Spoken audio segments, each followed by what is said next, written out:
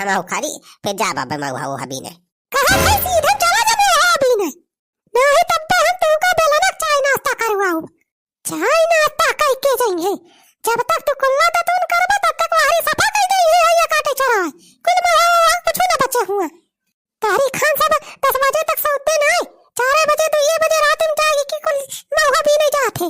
अच्छा ठीक बा महारानी जा था हम जा था महुआ भी ने